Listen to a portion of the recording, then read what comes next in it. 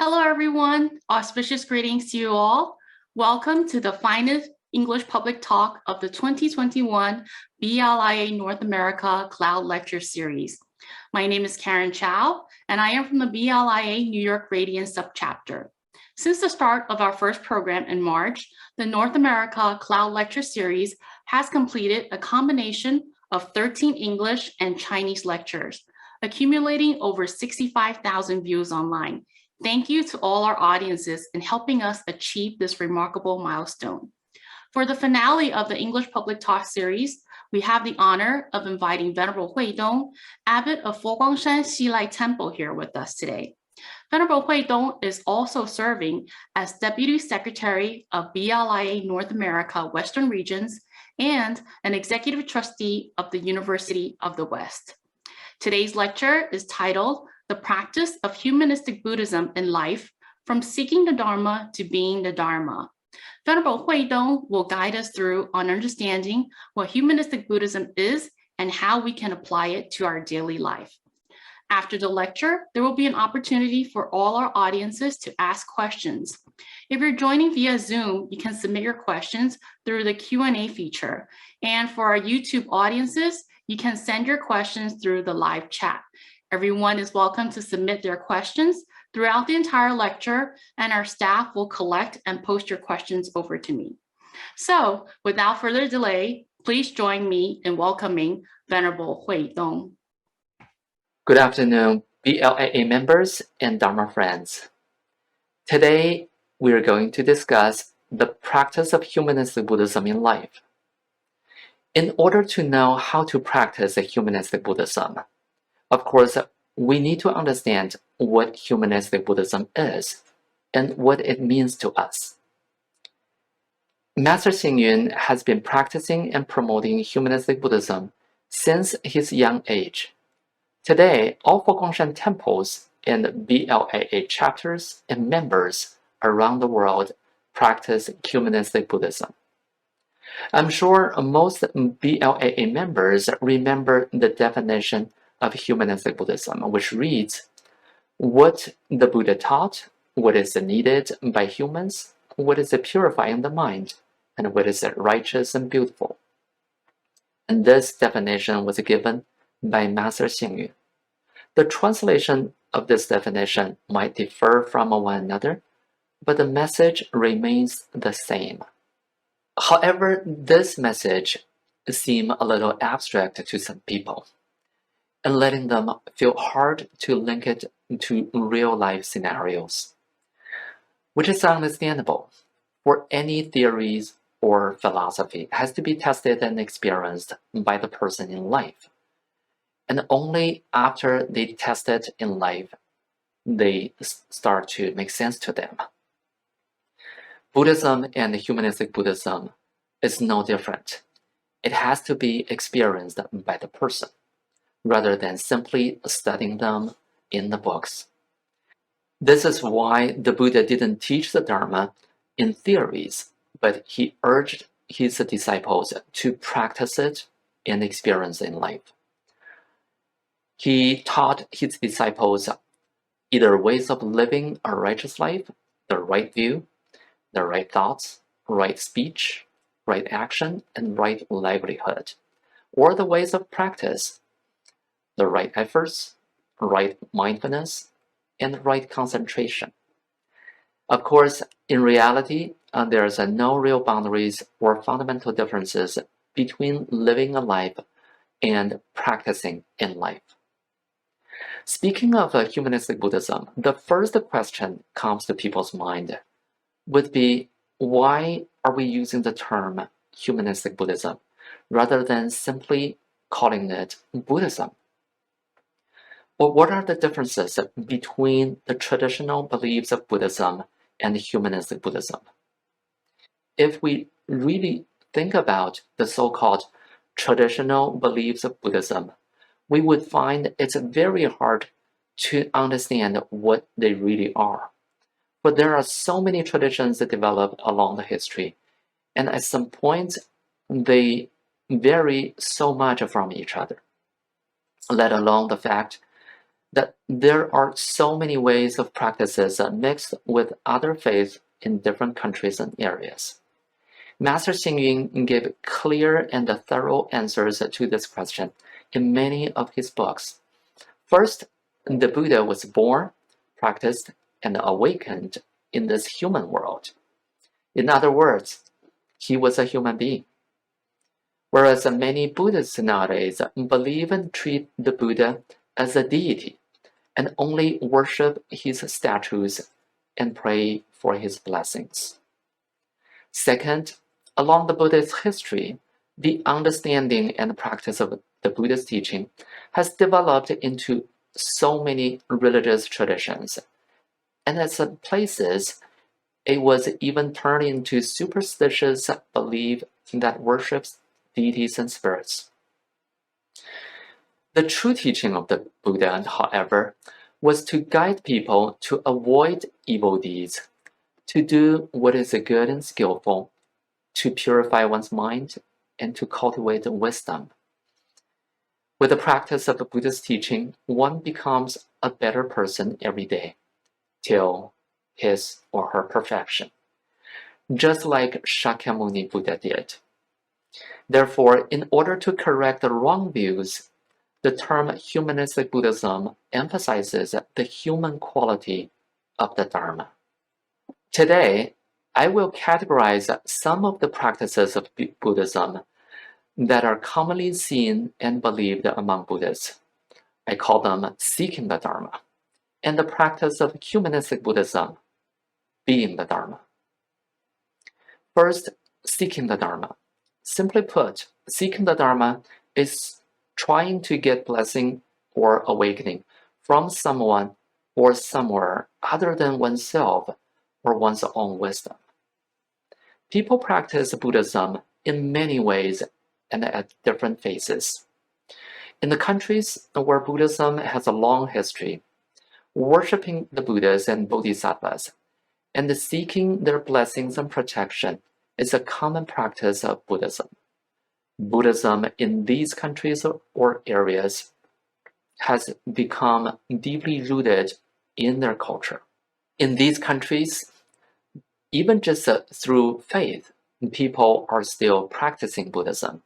This is because in order to receive the blessings, people would tune their mind and behavior, such as eating a vegetarian diet, regularly go to the Buddhist temples and participating in chanting, or do their daily chanting or meditation at home, and follow certain etiquettes which basically were developed based on Buddhist disciplines and traditions.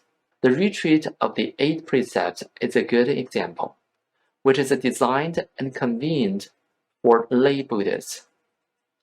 And people regularly go to the temple and attend the retreats. They stay at the temple for a day and a night and practice with the monastics. With their faith being strengthened and more immersion of the Buddhist practice, many would go further to learn more of the practice and develop a stronger faith and aspiration to enlightenment. Among the younger generation of Buddhists, especially in the West, on the other hand, faith and worshipping a figure might not be the center of their practice. Instead, meditation and studying Buddhist texts are the major forms of their practice. Many Western Buddhists even reject the fact that Buddhism does take faith as the foundation of the practice. This is because they narrow down the term faith to the behavior of going to the temple and worshipping the Buddha and Bodhisattvas. However, if we look closely at the human's behavior, when people routinely follow a set of practice, inevitably the practice starts to shape their behavior, experiences, and even their mind, way of thinking. This is actually how faith emerges and develops. It may not be centered on a figure for blessing, but it is a set of beliefs and certain behaviors and experiences. It is still faith. This is why the Buddha lists faith as the first of the 5 root practices: faith, persistence, mindfulness, concentration, and wisdom. Faith as a mental behavior has a strong power in life, regardless the objects or targets in the faith. In some folk religions, people could have a sky, a mountain, a tree, or some other totems as the object to worship. In many other religions, the object that people have faith in could be a deity or a spirit.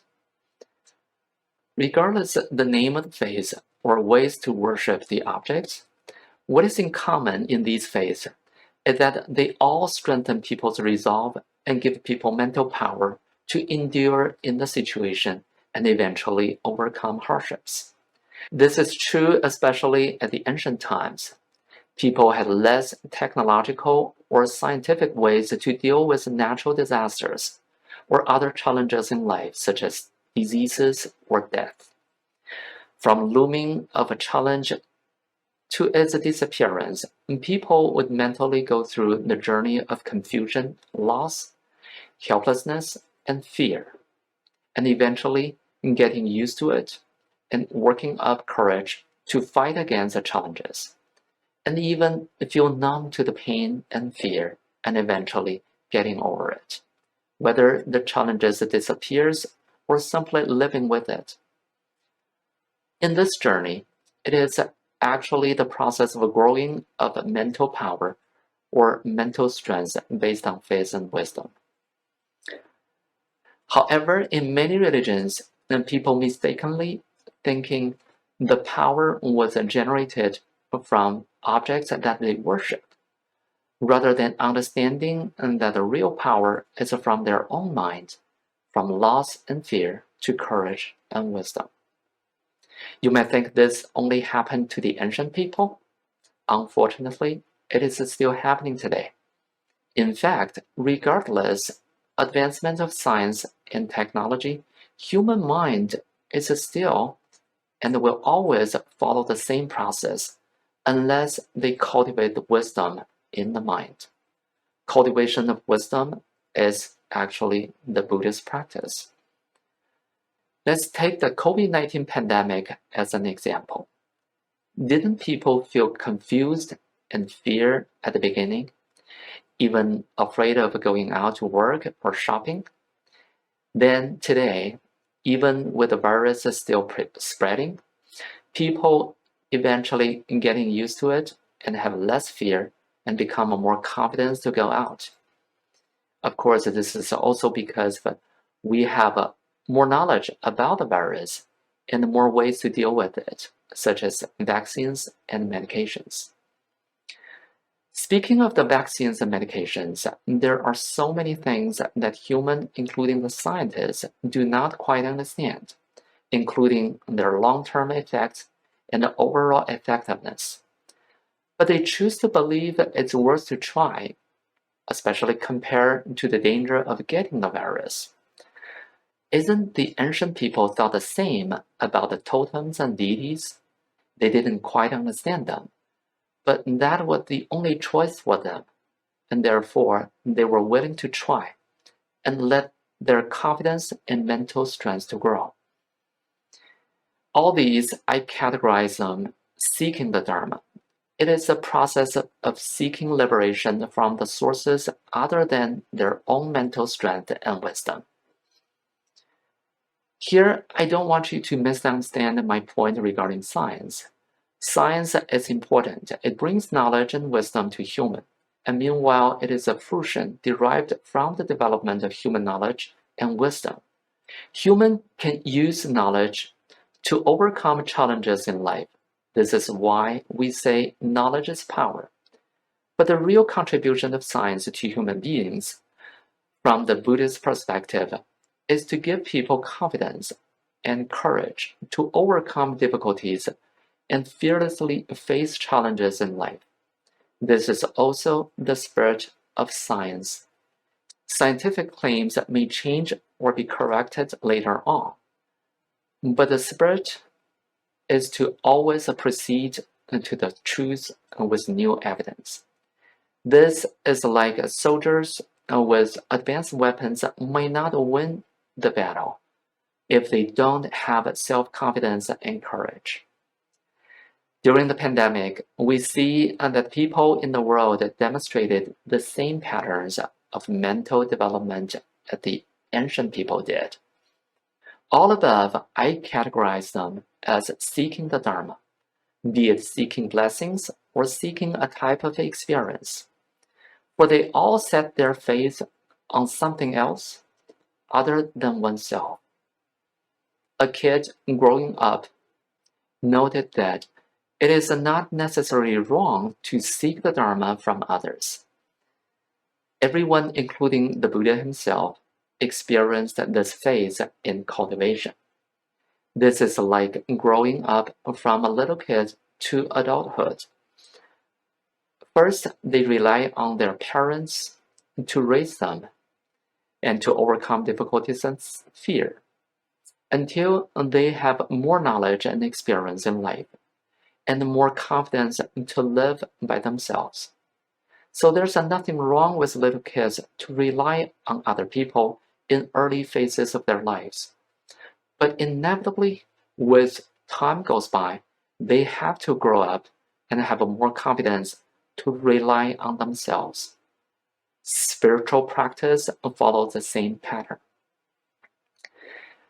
Another type of seeking of the Dharma, besides worshipping the Buddhas and Bodhisattvas as a phase, what about the practice of meditation and studying the Buddhist philosophy? Well, this depends on how people practice. In meditation, people would experience different mental states. Some are very sublime and satisfying. Or in the studying of Buddhist philosophy, some people are very joyful because of the teaching is very convincing. But they have to let go these feelings and experiences so that they can improve themselves.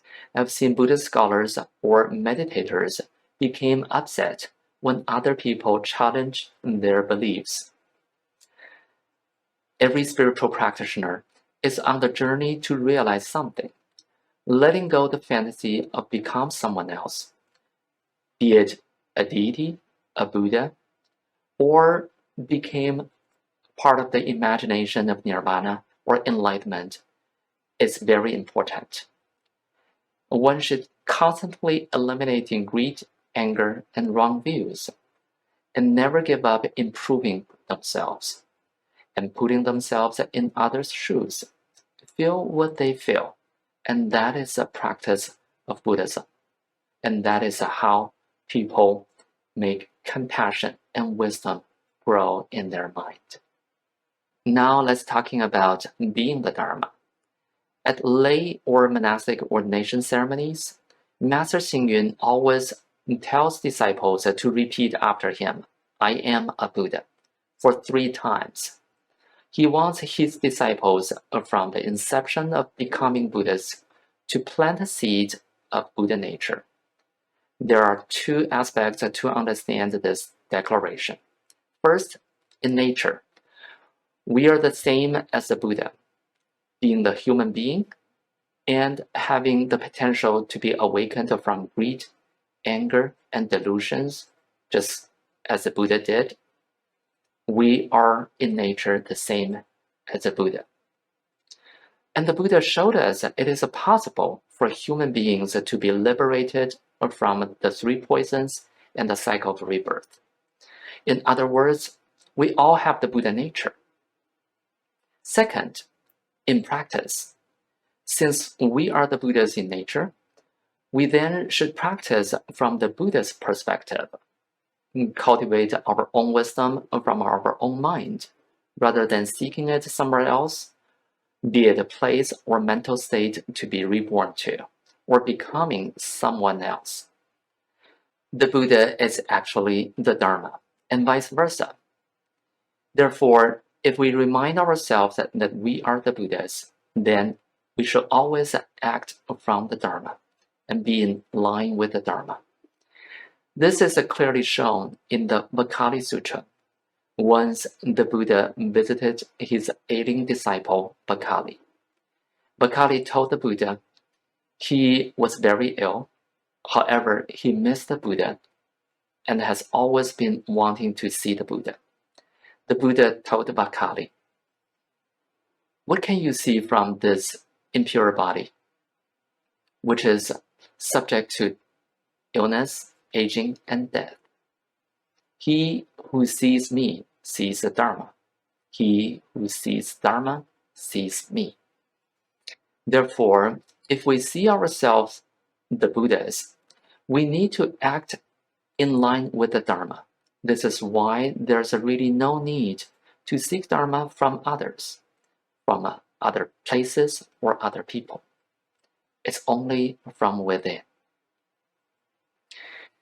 This is also why in Avatamsaka Sutra, after his awakening, the Buddha said, "All sentient beings possess a Tathagata's wisdom, which is clouded by their delusions and cravings, and therefore cannot make it manifested."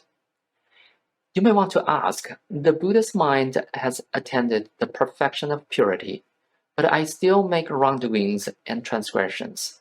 How can I say I am the Dharma? In fact, the reason that Master Xingyun encourages to say I am a Buddha is to tell us to cultivate from within rather than looking for awakening from elsewhere or others. This way, we will diligently learn the Buddha's teaching and constantly check on ourselves and see if our own bodily, verbal, or mental behaviors are in line with the Dharma. If they are, keep practicing and make them more skillful. If not, correct ourselves and vow to ourselves not to do it again. Meanwhile, keep doing the good deeds and what is skillful to improve ourselves. Does it remind you anything in the teaching of Shakyamuni Buddha? Yes, the 4 practices of diligence in the Noble Eightfold Path. Master Xingyun gave us an example. When someone involves in an argument with others, he or she should remind him or herself that as a Buddha, how can I give rise to anger and hate, or even ill will to hurt? Would the Buddha do that? Of course not. What would he do? In one of the sutras, it says, once a Brahmin came to the Buddha and yelled and humiliated the Buddha, for his son joined the Buddha's monastic order. The Buddha remained silent the whole time. At the end, he asked the Brahmin, "Have you seen people try to give other present, but the other person declined to accept it? In this case, what would the other person, the giver, do?" The Brahmin said, "He will keep the present for himself." The Buddha said, "Likewise, all the bad words and curses you yell to me, I declined to accept them, and you keep them for yourself." A lot of times, people involve in arguments passively, which means at the beginning, they were not thinking they would argue with someone. But when others start to be angry and yelling, they became angry as well. Then the argument starts. This means the person accepted other people's words as present.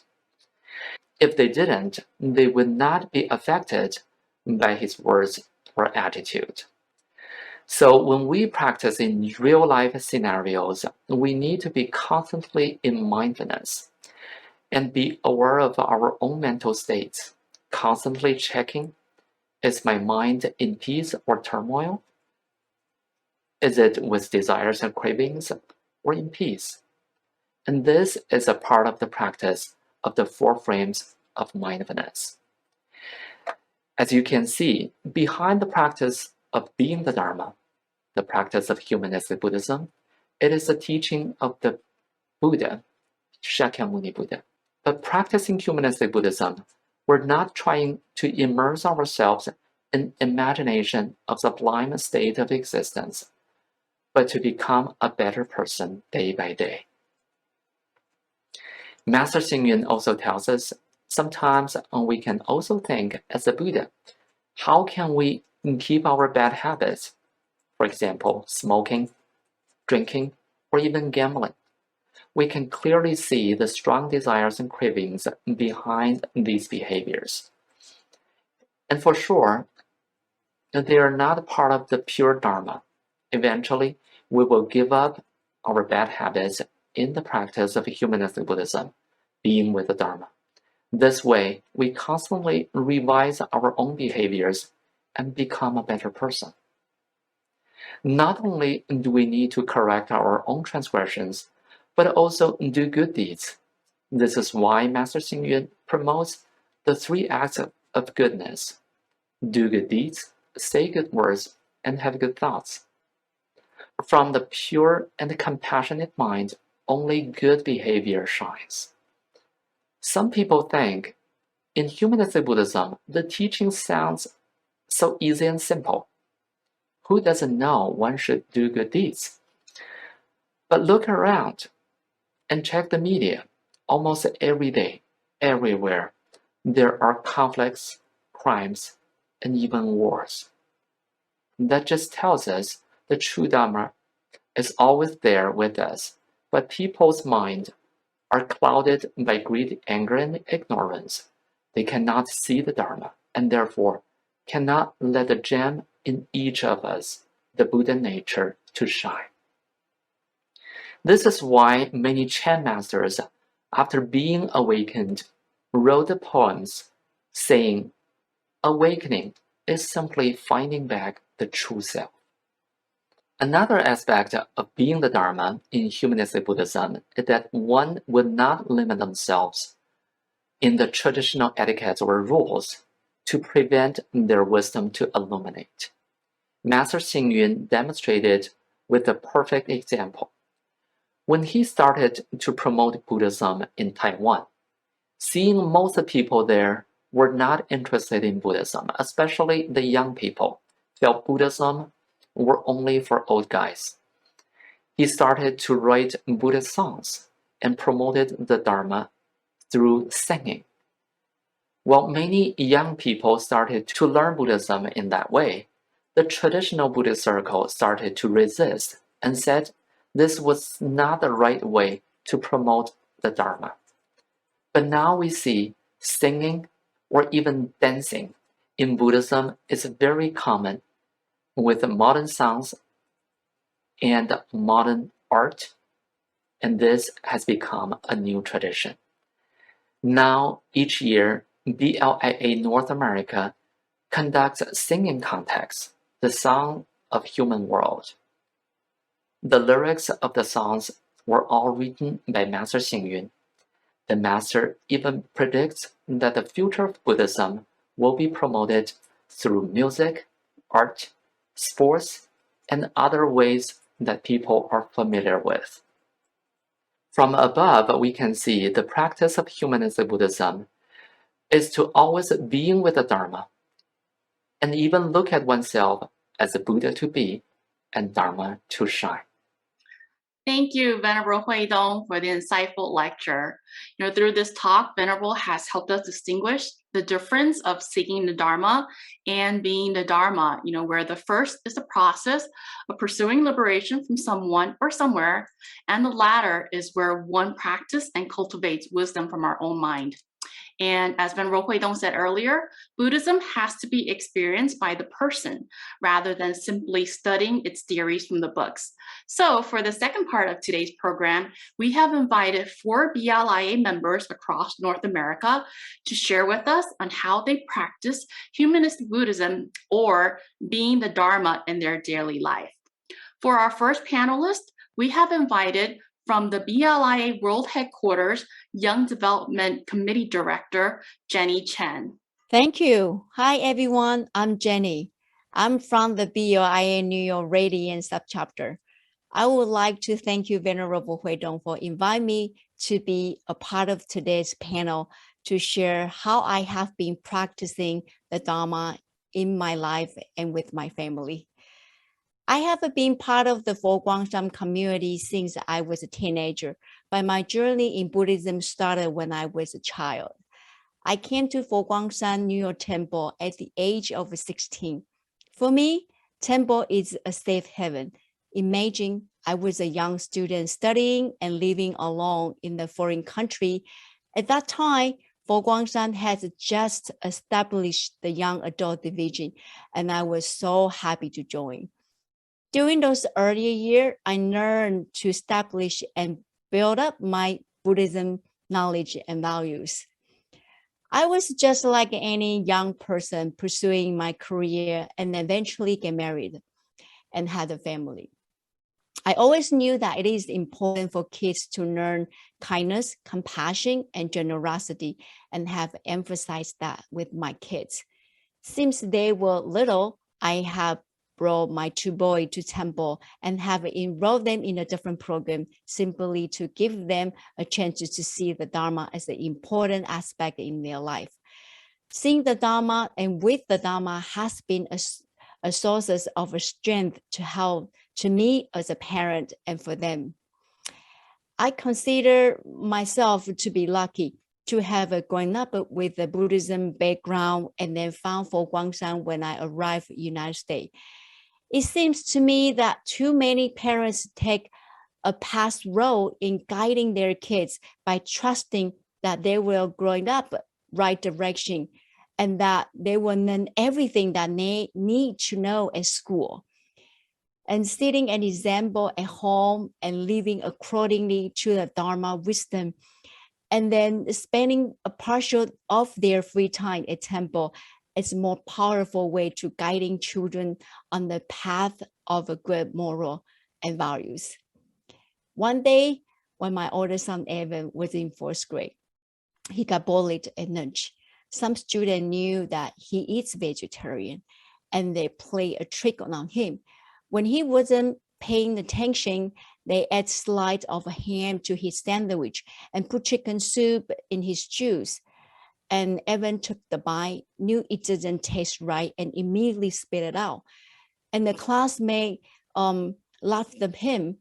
And when the principal found out, and he called me to explain the situation, and then he made the bully right and apologize later to Evan. And I also found out that it has happened more than once. You could imagine as a parent, I was really worried. The principal suggests that I pay attention to Evan's feelings. When he returned home, I was concerned for Evan and was angry at those kids for being so mean. And I considered changing his school and wondered if he would need a psychiatrist to dealing with the bullying. And when we get home, I started to ask him about what happened to him at school. And he seemed quiet and unwilling to talk about it. And I thought he would be angry or upset. And I was afraid that raising him as a vegetarian would cause the future problems for him at school. So I told him, Evan, you don't need to be a vegetarian at school, and you could be like the other kids at lunch. And finally, I got a reaction from Evan, and he said, why would I do that? I thought it's wrong to kill other beings. And you and Venerable always teaching me to be kind. And I was surprised and continued to ask him, what if those kids continue bullying you? Aren't you afraid? And he said to me, no, Mom, they are not bad kids. They just don't understand why I'm a vegetarian. I just ignore them. And I'm proud to be a vegetarian. Besides that, I also have a teacher and friends who could help me. And I just look at Evan and thinking, wow, is that what I just heard? Is that my son? So wise. And I was amazed by his answer. He showed compassion for the other kids, and he doesn't want me to cause trouble for them. It's not like I'm the tiger mom, but as a parent, you want to do anything for helping your children. And then he reassured me with a bravery by not fighting back. And his attitude showed his strong belief in being a vegetarian. And all my worry were gone. If you are a parent who is listening right now, do you feel confident that your child has a moral and strength to be standing up for their belief and value? As a parents, we worry about their academic and future success. And so we focus more heavily on their school study. However, the world is a dangerous place, and their moral strengths and character are equally part of their future success. We cannot neglect this aspect of their education. This was a moment of validation. I saw that the many years of teaching and reminding about the 3 acts of goodness and the forgivings had a powerful effect on Evan and our family. You never know what kids learn and retain. Actually, this experience made me realize that even at a young age, kids can accept and learn value and will last of their lifetime. And they can be strong when those values are challenging. And even though adults will value get challenged all the times. This experience helped me to appreciate that studying the Dharma and living the Dharma in our daily life influence those around us. And practicing humanistic Buddhism creates awareness not only for ourselves, but for the people around us. It strengthens our sense of inner peace and helps us to dealing with our emotion. The Dharma truth is truly the path of living of a harmonious and happy life. I hope you all will take in this journey to discover the powerful benefits in your life and the lives around you. Thank you so much. Thank you, Jenny, for the touching story. Venerable Huidong, we know that practicing Dharma within the family and starting them young is very important, right? Yes, thank you, Jenny, for sharing with us the wonderful story of your son. I know Jenny is truly a role model to many young Buddhists, being a member of a Radiance subchapter and also the vice president of the New York BLIA New York chapter, successful artist in music, and also a loving mother and wife in her family. She's very busy, but she's always hardworking, very hardworking, and always keeps the positive spirit in all situations. I really appreciate her. And Master Xing Yun encourages everyone to recognize on their own Buddha nature. And by recognizing oneself as a Buddha, of course, one needs to acting like a Buddha. I appreciate Jenny always hold a high standard in acting like a Buddha. And not only this, but also raising her kids with this high standard. This is why we see Evan, her son, even was being compassionate to other kids who bullied him or pranked him at school. So this is I'm really surprised that, at this such a young age, he was able to applying the Dharma in life and being a little Buddha. Thank you so much, Jenny. Thank you. Thank you, Venerable, and thank you, Jenny. Our second panelist is actually our youngest one. She is currently an active member of the BLIA Young Adult Division in Los Angeles. Please welcome Pauline Yang. Hi, everyone. My name is Pauline. And before I reflect on my understanding of humanistic Buddhism, I thought it would be helpful to give everyone some context on how I was raised and how that shapes the person I am today. I grew up in a Buddhist family. I actually took refuge in the Triple Gem when I was still in my mom's womb. So my Chinese name is actually my Dharma name. And I grew up going to temple, with my parents and family and friends. I've attended different Buddhist summer kid camps. But I've always been a very logical and curious person. I really wanted to understand and experience something for myself before I could really develop faith in it and really advocate for it. So, throughout my upbringing, my parents raised me through the lens of Buddhism. So, a lot of advice, how they encouraged me to view and interact with the world, was very much influenced by and rooted in Dharma. They gave me the space to take Dharma into consideration and to contemplate it on my own, at my own pace, so that I could have a chance to sit with these teachings, really practice it, test it in different situations, and eventually I came to accept and incorporate it into my own life. And as I got older and I could comprehend these things more deeply and apply them into my life more broadly, but also more granularly, I came to understand this is what humanistic Buddhism is. At first, it might start with learning or experiencing Buddhism in a more formal setting, such as through attending Buddhism class, temple service, or listening to lectures like this, to seeing Dharma in my life outside of things directly to religion, such as observing impermanence in my personal life or at work or at school. So slowly over time, I'm able to apply what I've learned to even the most simple gestures, such as how I react to something or someone. But I realize at this point, I'm not so much proactively or consciously applying the Dharma to different aspects of my life, but rather it has become a part of who I am, and it's a natural reaction for me now. And I've always struggled with overthinking, and as an empath, I'm often overwhelmed or trapped in my internal thoughts or just being overly sensitive to the different emotions that I'm observing or feeling. But practicing Dharma has slowly helped clear my mind and heart of these attachments and these obstructions that more often than not can cause unnecessary stress and burdens.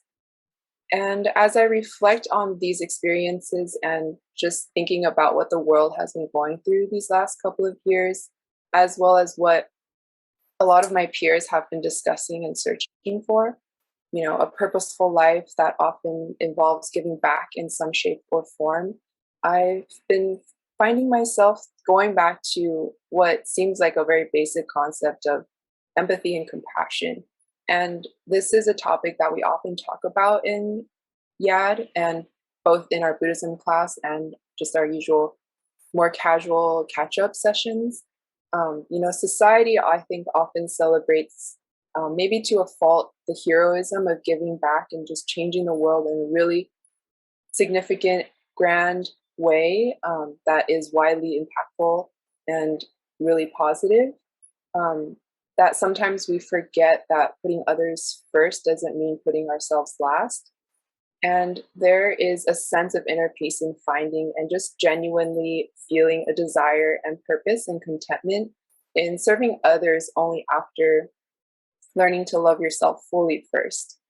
And I think this realization for myself really demonstrates what humanistic Buddhism is. At its core, it's a very spiritual experience for sure, but it more so focuses on the human experience and how it can be applied into our lives, onto our personal relationships, and when dealing with matters that seem irrelevant to the Buddhist practices of transcendence, spiritual growth, and the attainment of Buddhahood. I think change and meaningful impact for the world really does begin with ourselves. And we shouldn't underestimate the little adjustments or improvements that we're making as we're learning about Dharma and figuring out how to apply that to our day-to-day life. So whether you're new to Buddhism or maybe you've been a disciple for many years, diligently contemplating and practicing something you've learned in Dharma, even if it's just a new angle of viewing the world or a sense of empowerment or an actionable takeaway, can really make a big difference in yourself and in the world around you. And humanistic Buddhism ultimately reminds us, as we've discussed earlier in this lecture, that Sakyamuni Buddha was born in the human world, and that we all have our inner Buddhas. And we should really remind ourselves to treat each other as such. And we're all really just here to share in the experience of common humanity. You know, humanistic Buddhism is the key to unlocking empathy and empowering that compassion we need to find peace and joy within ourselves, so that we can help build a more harmonious world together. Thank you. Thank you, Pauline. I know Pauline is actually from our Shilai temple, and there's actually commonality with Pauline and our first panelist, Jenny. Both of you grew up as part of the temple's young adult division. So Venerable Hui, though, youth is definitely a very important aspect for our Buddhism. Yeah, I just want to thank Pauline for growing up at the temple and also sharing her stories with us today. And when people grow up in an environment, inevitably, they would pick up some elements from the environment and absorb these elements in their characters, personality. And growing up from in a Buddhist family, and also always hanging out at the temple when she was a kid, Pauline lives her life with humanistic Buddhism.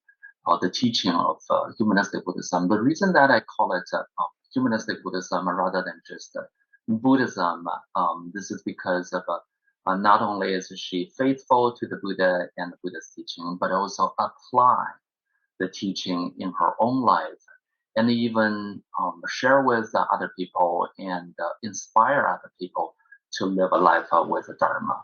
And this is truly a radiating the Dharma to other people, and a great example of being the Dharma. Thank you so much, Pauline. Thank you, Venerable, and thank you again, Pauline. So our third panelist is from the BLIA Chicago English subchapter. Please welcome Dean Eisensee. I'm feeling kind of old after seeing these young Buddhist YAD students that have already been in the path for their whole lives. But I have just a few notes that I've put down as a reflection of how I see humanistic Buddhism. Humanistic Buddhism is a core of living a life of compassion and loving kindness. When we are focused on experiencing the current moment, we become aware of the causes and conditions of all that surrounds us. We see it as our role to engage in acts of service in a kind and loving manner. We are not alone in this world. We are tied to all living beings by the causes and conditions that are active in any given instant. As such, we can choose to act in a way that relieves the suffering of others, and by doing so, plant seeds that will sprout into positive conditions for ourselves and those we meet. Living a life of humanistic Buddhism, one follows the precepts to ensure that our thoughts, words, and deeds do not harm others. We see others as actors in the drama of this life, and we greet them as equals, each possessing Buddha nature and deserving of our reverence. We treat all sentient beings as members of our family. We live a life of respect for our own being as well. We are given a great opportunity to develop ourselves and to know our own Buddha nature. We practice meditative concentration to still the senses and to allow our being to abide in its innate stillness, devoid of sensory stimulation. In this state, we can experience our Buddha nature and be aware of the impermanence of this Saha world. Knowing the impermanence of all that exists, we can weather all difficulties that we encounter. We see more clearly the causes and conditions and can endeavor to foster positive conditions for ourselves and others. We are charitable and kind. We live in the present moment, aware of our role in the events of the instant. We act in a way to achieve an outcome that eases the suffering of those involved.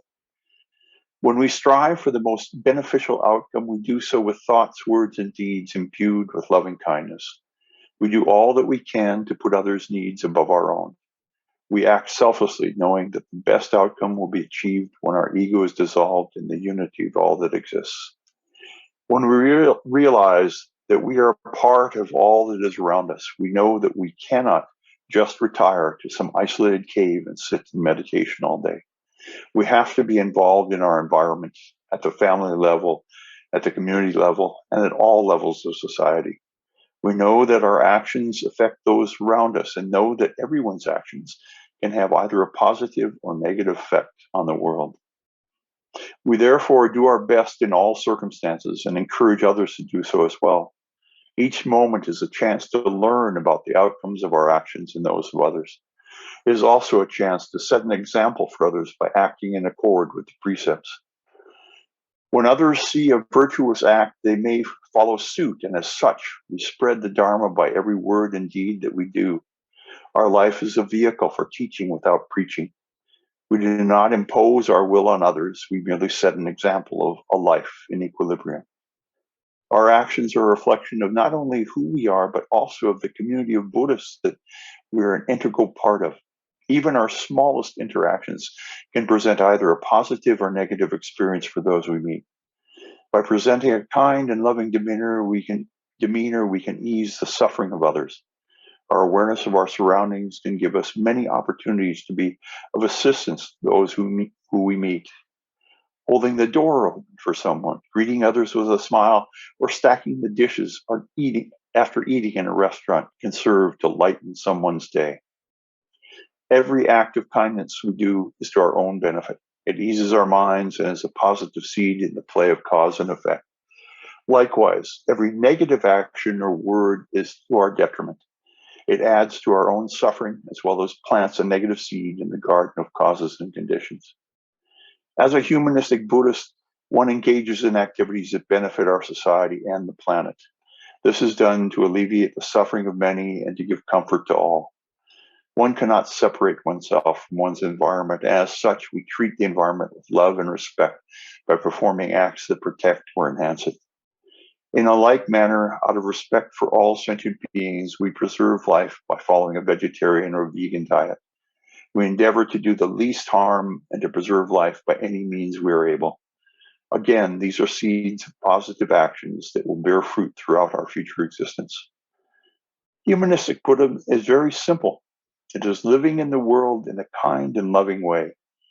It is aimed at easing the conditions for all we meet and planting the seeds of compassion along our path as we tread through this world. It is living the life of a bodhisattva, caring for others while perfecting one's own being.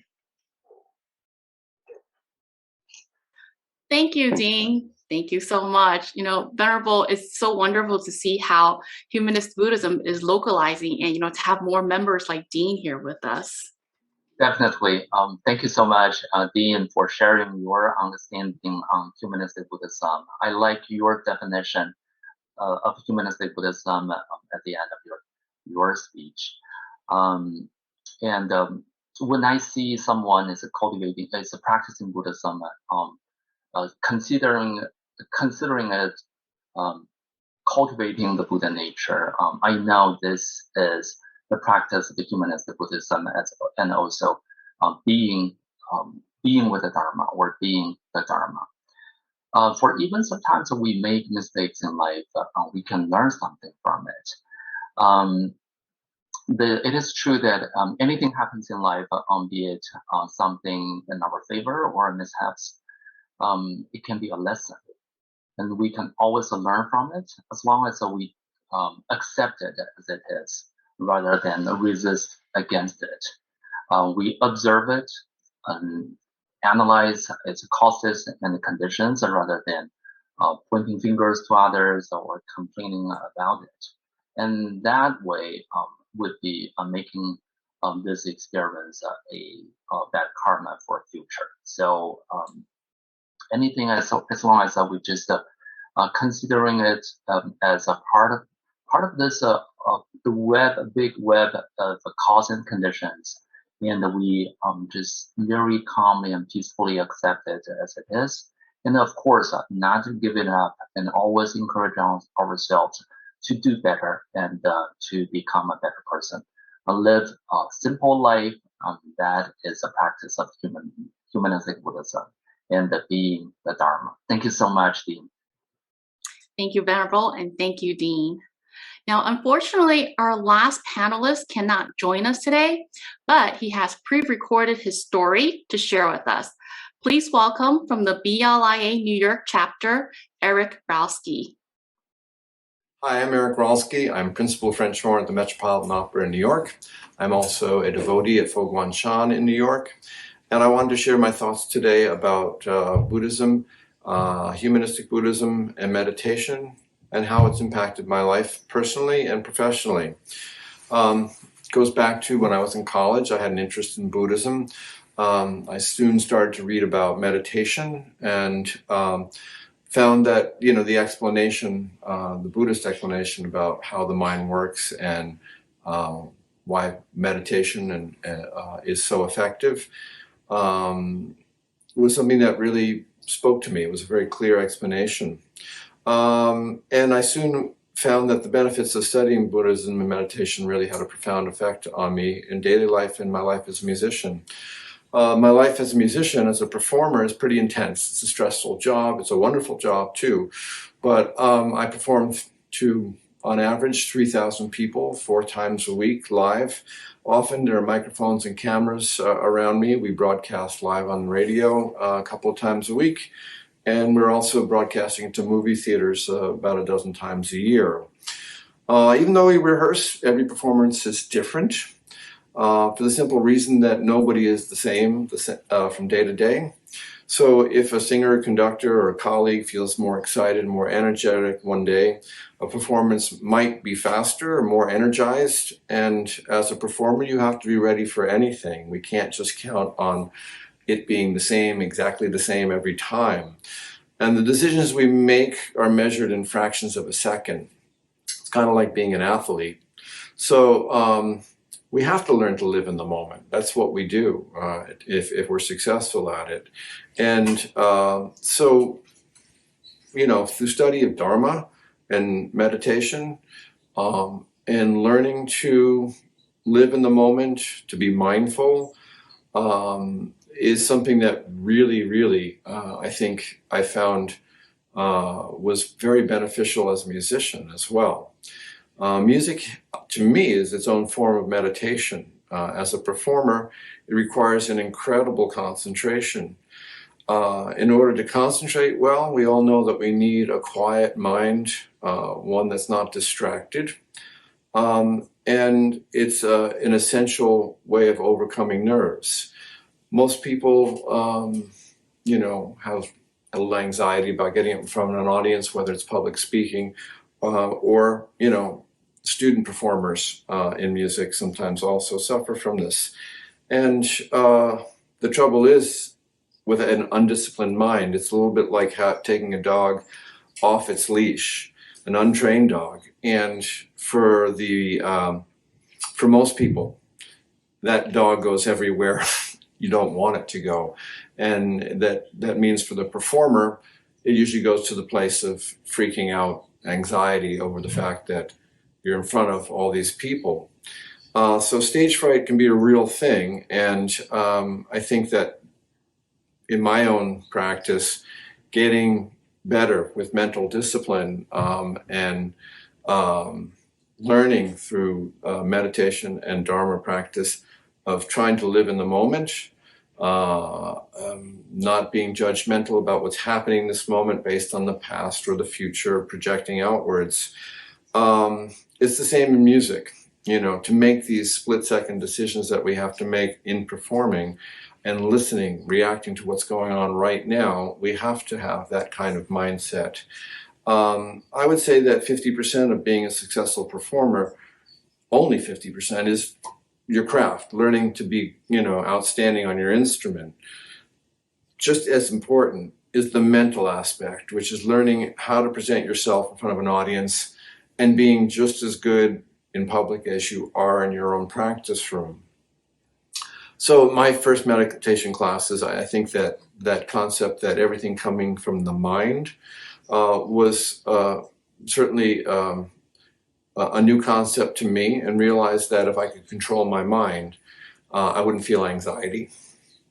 And the other important thing I learned was how focusing on breathing in meditation can help quiet your mind and allow you to truly experience the present tense.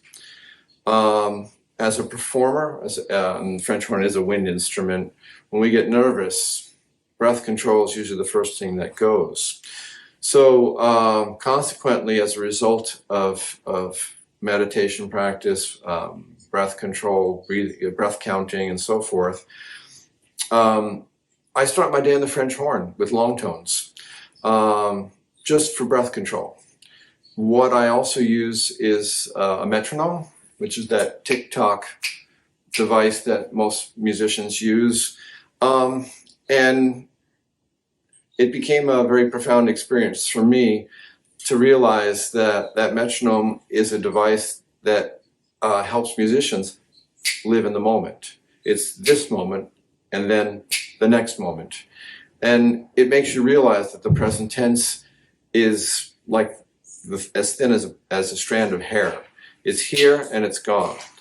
And, you know, consistent with Buddhist teaching, you know, every moment is fleeting. It slips into the past right away. And you can't attach to those moments. Just like in music, I can't attach to each click.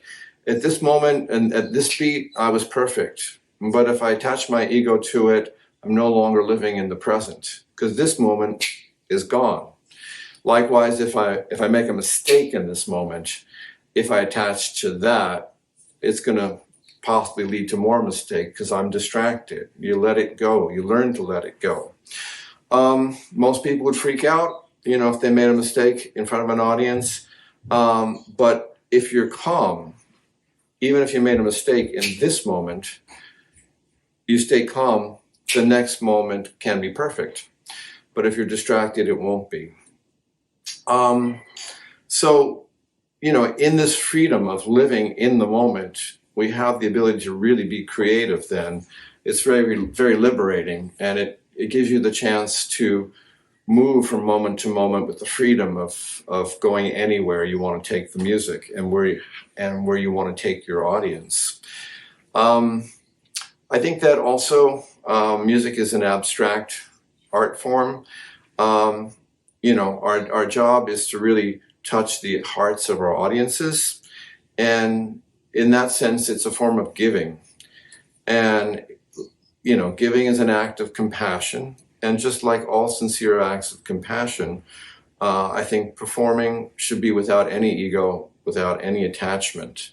And that seems to me to be very consistent with what I've learned, you know, from Buddhism and Dharma, and learning that attachment is something that, you know, is only going to cause pain and problems in the future. So the parallels between music and music performance and Buddhism and what I've learned from Dharma and meditation is very clear to me that there's strong ties and parallels, and it certainly has helped me in my life on stage and off. So I hope you enjoyed my thoughts, and thank you for joining us on this program. Thank you.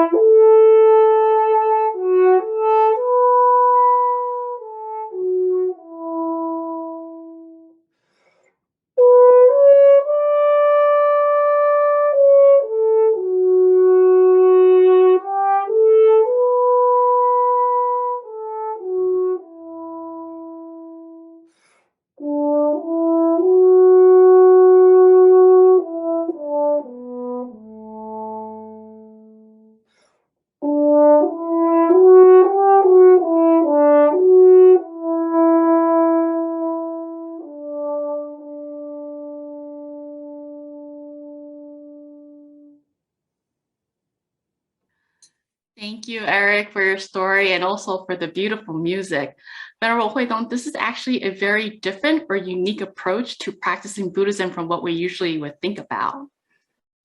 Yes, I really appreciate Eric's sharing as a as an artist in music, he demonstrated how to apply his mindfulness training in playing music, and also showed us that mindfulness and concentration can be cultivated in life by doing a variety of things, be it music, sports, or even business. One can achieve success with a mindfulness training one day. The practice of a meditation is actually a training for the mind to be able to concentrate and penetrate into the nature of what people do. This is why when people have concentration, the ability to concentrate in mindfulness, people, it is easier for people to be successful. Mm-hmm. And therefore, doing other things and also is possible to achieve mindfulness training, and also as the Buddha pointed out in his Nirvana Sutra, that with concentration, there's nothing one cannot do, cannot achieve. So I really appreciate all the sharings by the panelists. They demonstrated with us that anyone, regardless of their age and background, can practice humanistic Buddhism in life. Thank you so much. Thank you again, Venerable. And thank you again to all the panelists here for sharing your inspiring stories with us and how Buddhism has played an integral part of your life. So now we will head to the final segment of our program. We would like to open the forum and give our online audiences an opportunity to raise your questions for Venerable Huidong. So if you have a question, please feel free to submit your questions. For our Zoom audience, you can submit it through the Q&A, and for our YouTube audiences, you can submit through the live chat feature. And it actually looks like we do have some questions on hand. So let's go into the first question for Venerable Huidong. When you talked about seeking the Dharma and the practice of meditation, why is that categorized as seeking the Dharma as opposed to being the Dharma? What kind of practice of meditation is considered as seeking the Dharma? Thank you for the great question. I was actually expecting this question so that I can further clarify on the practice of meditation. Meditation is a fundamental practice in Buddhism. However, there are so many misconceptions around meditation. When I mentioned the practice of meditation in my talk, I was actually categorizing some wrong ways to practice meditation as a seeking the Dharma, but not meditation overall. Therefore, when the practice is not on the right track, it's not the meditation's fault. It's certainly not the practice fault, but the persons who practice it. And sometimes in the practice, when the mind is able to calm down, when doing the meditation, rather than at the beginning always struggling with the wandering thoughts and emotions, and there would be various mental states that meditators experience, including some joyful and satisfying feelings of pleasure, certain visions, etc. Many of them are physically and mentally satisfying, and some even give people certain abilities. And these actually are either byproducts of the practice of meditation or delusions, although subtler compared to the delusions that people would normally have in their life. If the meditators attach to these experiences and misunderstood them as holy experiences, these experiences would become obstacles and prevent them from making further progress, and even divert them from the right path, which is through the practice of meditation to eradicate the greed, anger, and delusions. And you might want to ask how meditation can help me to eradicate the three poisons, greed, anger, delusions. In order to get into the concentration, attend the or get concentration at all, or going further into the next level of concentration, the mind needs to be constantly aware of its own state. Rather than being carried away by the thoughts and visions arising in the mind, the meditators needs to keep bringing the mind back to the meditation object. The most commonly used meditation object will be in and out breathing as a sensation at the tip of the nose. By doing this, the mind is able to cleanse itself from the disturbance of other thoughts and visions. So this is actually a process of mind cleansing. So when the meditator is doing this, the value of a meditation is not those visions arise from the practice, but there's a cleansing process. Therefore, when practicing meditation from the perspective of being the Dharma, one uses it as a tool to cleanse the mind, whereas from the perspective of seeking the Dharma, one is after those mental states arising in the practice. Therefore, there are differences. I would categorize some of the practices as seeking the Dharma. Thank you. Thank you. So our second question here is, during the COVID pandemic, we have experienced lockdown, isolation, and now we are trying to lead a normal lifestyle and be coexistent with COVID. How does humanistic Buddhism relate to this pandemic, and how do we manage our fear? Thank you. Another great question. This really showing the value of the Dharma as a treasure and protection in our life.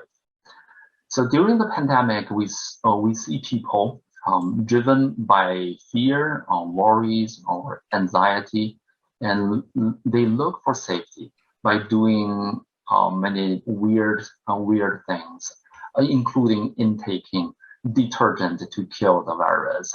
It happened last year at some point. So these are examples of the deluded mind seeking help from the wrong path, whereas being the Dharma, the mind is aware of a rising of the emotions such as worries, anxiety, and fear as a sequence of mental activities.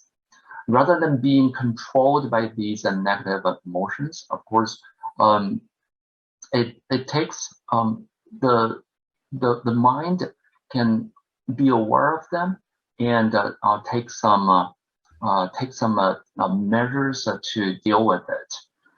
Of course, it takes some mental strength to be able to overcome these negative mental qualities. But the first step is always to be aware of it and accept it as it is, as a mental qualities without any judgment. We don't judge it as a good. This is the fear as a good or bad. We know it exists.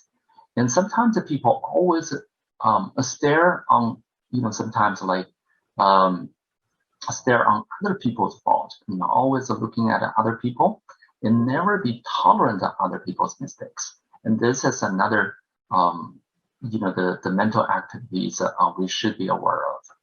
And in that way, the people who really suffers, it's a person who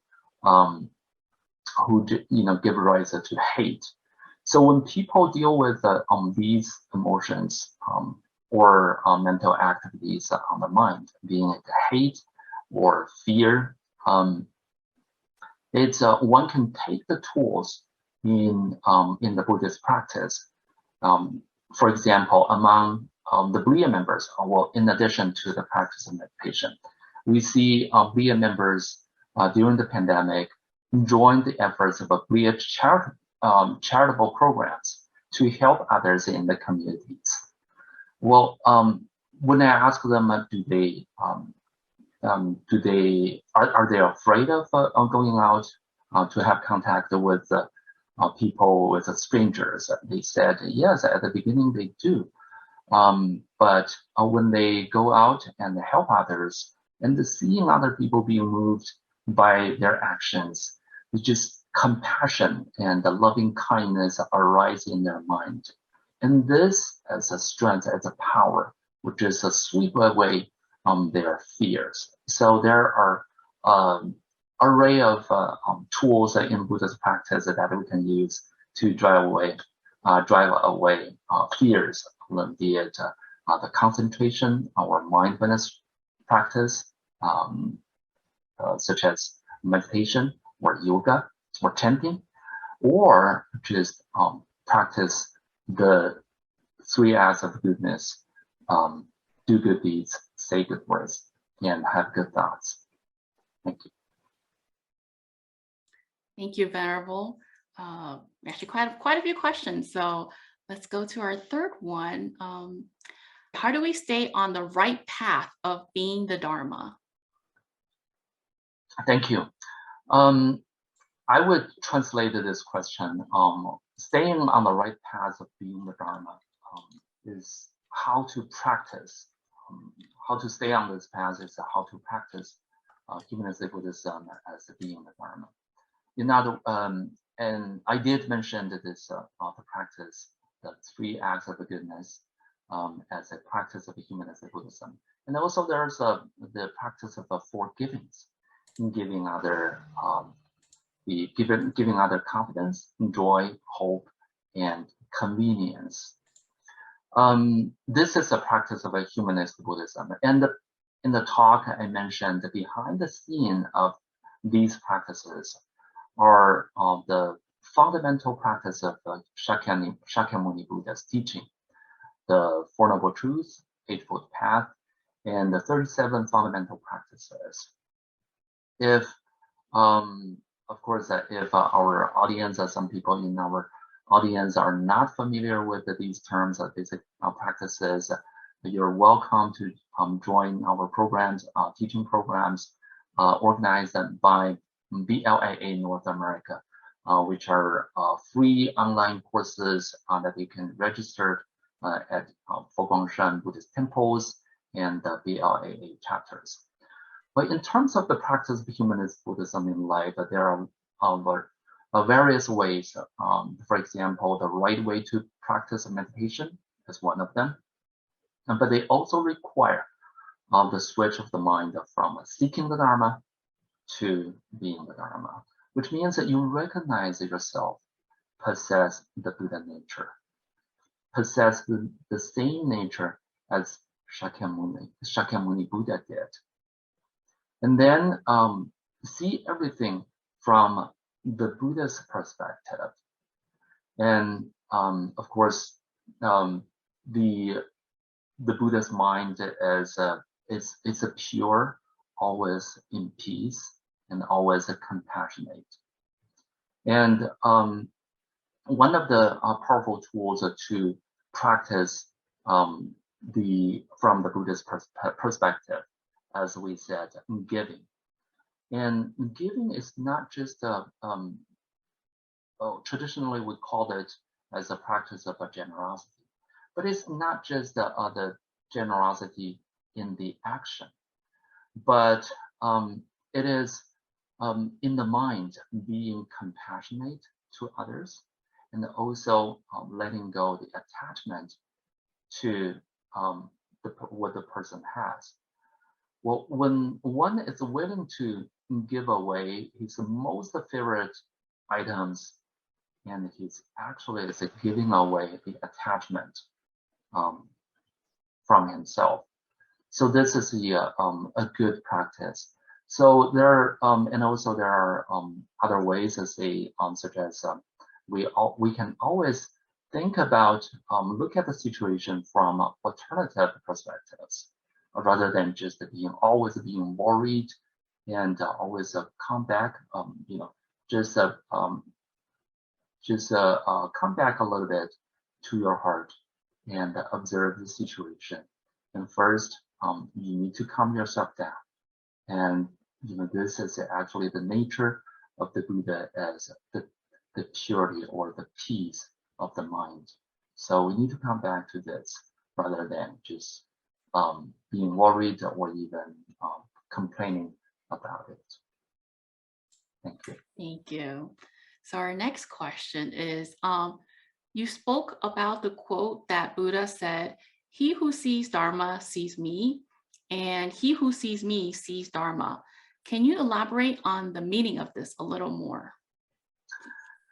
I really want to thank the person who asked this question. This quote from the Buddha really shows the goal of the practice. Because for many people practicing Buddhism, they want to be reborn to some other places or just become someone else, being a Buddha or a deity. Well, actually, the Buddha encouraged his disciples to see through him, to see the Dharma through him, rather than looking at his body or worshiping his body as a deity.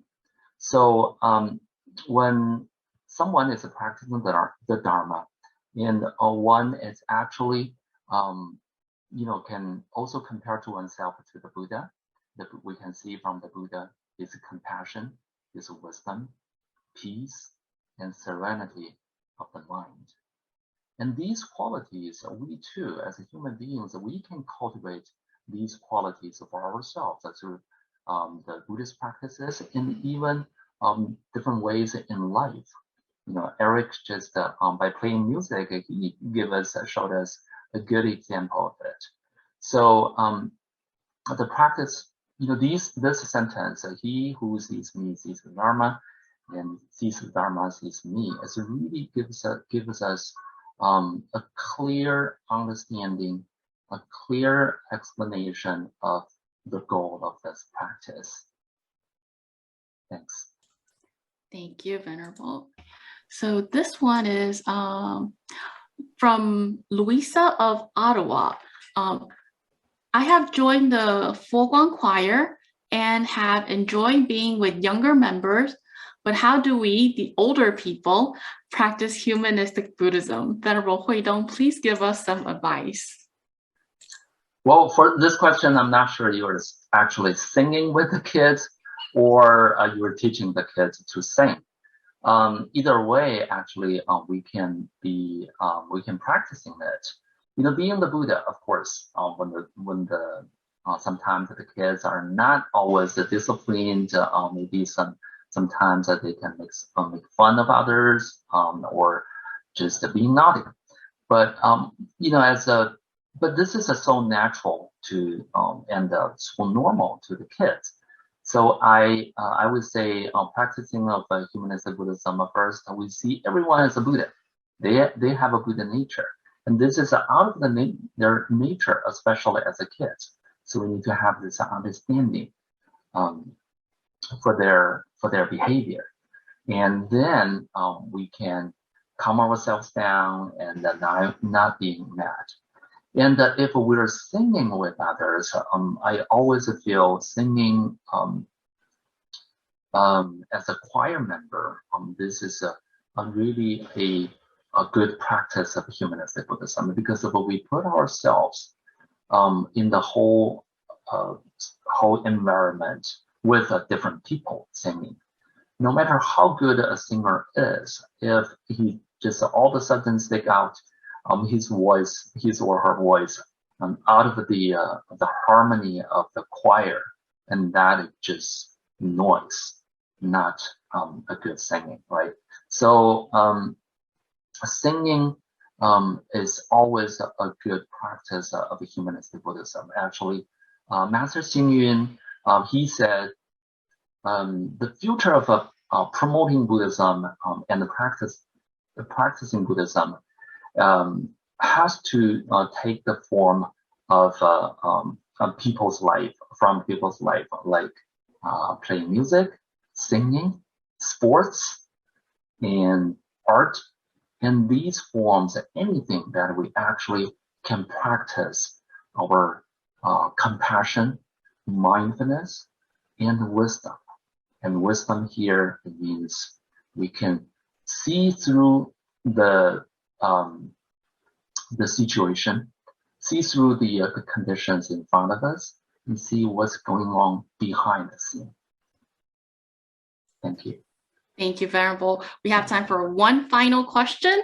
And this question is actually, I actually hear it a lot often in the North America area. So the question actually is, a lot of persons often get confused about the terms Mahayana Buddhism and Humanistic Buddhism. How can you describe or explain their differences? The term Mahayana or Mahayana Buddhism is actually nowadays, I don't want to get too much into the philosophy or the history. Nowadays, people just generally use Mahayana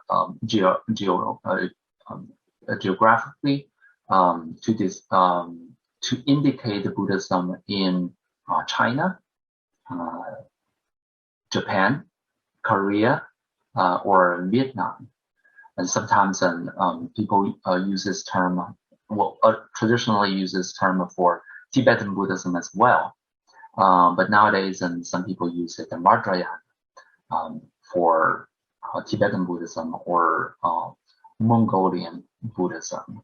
And in comparison with this term is Theravada. So that's Buddhism in Thailand, Sri Lanka, Laos, Burma, and these Southeast Asian countries.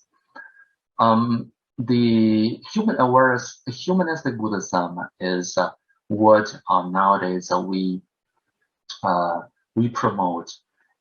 People practice in daily life, especially nowadays. We see so many people living in the cities and at work, and that they're in need of the Dharma. They have anxiety, and according to a survey, there are among the Americans, and even it's more than 30% of people has some degree of anxiety, or even some people are depressed. So meditation, the practice of meditation, of course, is very popular. This is why it's getting popular in North America. And also the practice, the understanding of one's own mind. Well, the practice of meditation is a way to actually understand one's own mind. But understanding the whole situation and also the relationship with others, and that is also the practice of Buddhism, humanistic Buddhism. So it's not just a limit of oneself to the so-called Mahayana, which is the practice of the Bodhisattva path. In the humanistic Buddhism, I think it's a more pinpointing people's life, and also for people nowadays, not just geographically. Thank you. Thank you, Venerable. Thank you for taking the time with us today for answering questions. And also thank you for delivering such an incisive and engaging lecture. So we also like to do a special thank you to all our panelists for joining us today and sharing their personal stories with us. As Venerable Master Hsing has said, each one of us in our own way is a practitioner of the Bodhisattva path. Equal emphasis is needed for both practice and understanding, knowledge and action, as well as listening and experiencing to complete the practice of Buddhism. This will conclude the 5 English public talks of North America Cloud Lecture Series. If you missed any of our previous events, or you would simply like to review our past lectures, we welcome everyone to visit BLIA's YouTube account. There you will find the playlist for the entire 2021 North America Cloud Lecture Series available for replay. Next year, the BLIA North America Cloud Lecture Series will continue to produce new and exciting content, inviting venerables, prominent community figures, and professionals to our program. So please continue to follow us and look forward to our events in 2022. Thank you all for joining in today and for all your support throughout this past year. We look forward to seeing you all again next year. Thank you. Thank you so much.